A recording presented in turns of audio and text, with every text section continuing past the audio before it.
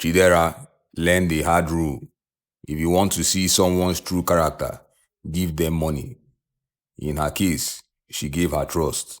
She gave everything she had saved for WAEC, and he disappeared, just like that. But this isn't just a story of betrayal.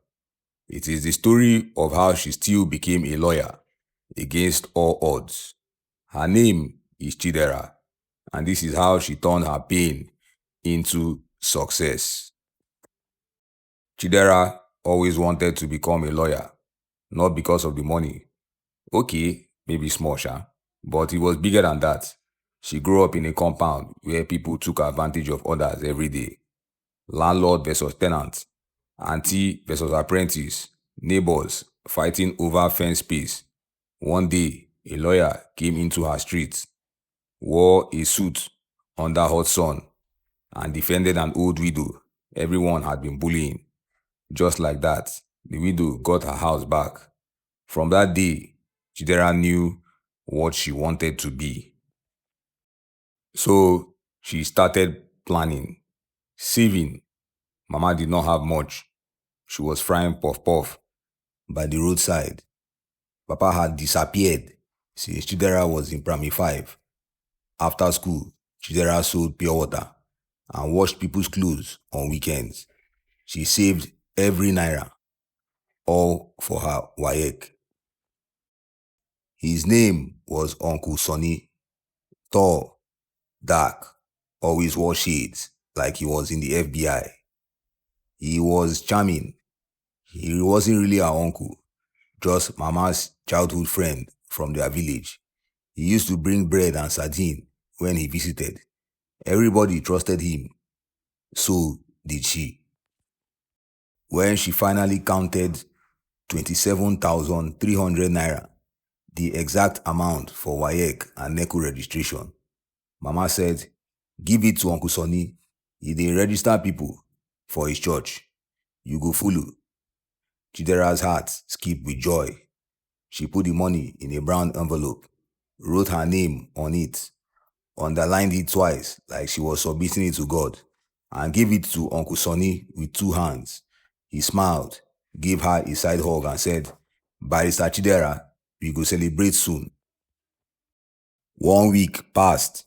Nothing. 2 weeks. Uncle Sonny's number switched off. 3 weeks.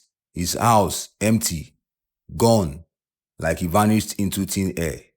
She walked to the church he claimed to be registering them under. They said, "Who be Sonny? We don't know anybody like that here." It hit her. "Baba don't chop my money." That night, Mama fainted.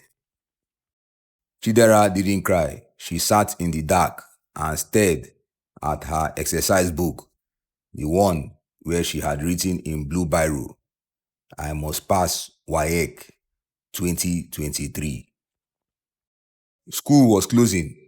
The WAEC list was out. Her name wasn't there. Some classmates mocked her. Chidera the bookworm wey no write WAEC, omo puff-puff seller. She tried to stay strong, but one day she snapped and punched Emeka after he said her future was already fried like her mama's puff-puff. She was suspended for a week. Mama cried, but not because of the fight.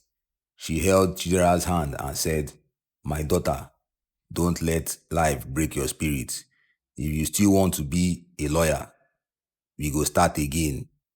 That was the moment Chidera decided she would not let one man destroy what she had built since childhood.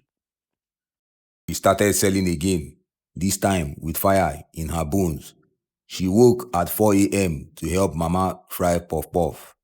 By 6 a.m., she hit the road and hawked in traffic. At 3 p.m., she washed cars near a hotel in Festac. At 6 p.m., she taught children in the neighborhood ABC and multiplication tables. She became a money-making machine. By the next registration window, she had 31,800. This time, she paid directly at the WAEC office. No more Uncle Sonny.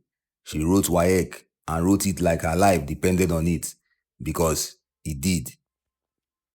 When results came out, she was in the market helping Mama buy onions. Her classmate Chioma ran to her, screaming like she saw Davido. Chidera, Chidera, you got 8 A's and 1 B. Her knees buckled. They shouted in the middle of Alaba market. People joined. Some thought she'd won the lottery. In a way, she had. She applied for law at UNILAG with hope and 2,500 naira left in her savings and got in. People donated. Her secondary school teacher paid her acceptance fee. A neighbor helped with registration. A woman in the church paid for her first semester books. Just like that, she became a law student. Unilag life was not beans. She slept in a corridor for the first semester. She ate gari and banana so much that the combo became her best friend.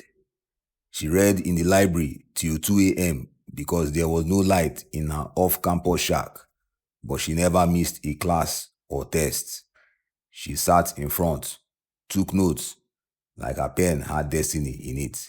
Sometimes she remembered Uncle Sonny and her blood would boil, but she used that anger to fuel her hunger. She graduated top 5 in her class. Then came law school. She had no money, no hope, until her story went viral on Twitter. Someone posted, "Girl who sold puff puff to fund WAEC becomes top law graduate." Strangers raised over 1.2 million naira in 3 days. She cried for the first time in years. At law school, she became president of her set. She wore a black suit, not second hand, but custom made. On the day she was called to bar, Mama wore white lace and cried the whole ceremony. Chidera heard the whispers. "Is that not the puff puff woman?" She smiled because that was the woman who gave up meals so she could read, who stood by her when everyone else mocked her. Chidera did not just become a lawyer, she became a story, a walking proof that even when life cheats you, you can rewrite your destiny. If you are watching this and someone has betrayed you, stolen your money, wasted your time, or doubted your dreams, know this: you can still make it. People will fail you, but don't fail yourself. Her name is Chidera, daughter of a puff-puff seller, the girl who lost her WAEC money and still became a lawyer. Your story is not over. In fact, it is just beginning. Thanks for watching. If you enjoyed the story, hit the like button, drop a comment, share it with your people, and don't forget to subscribe for more stories like this. See you in the next one.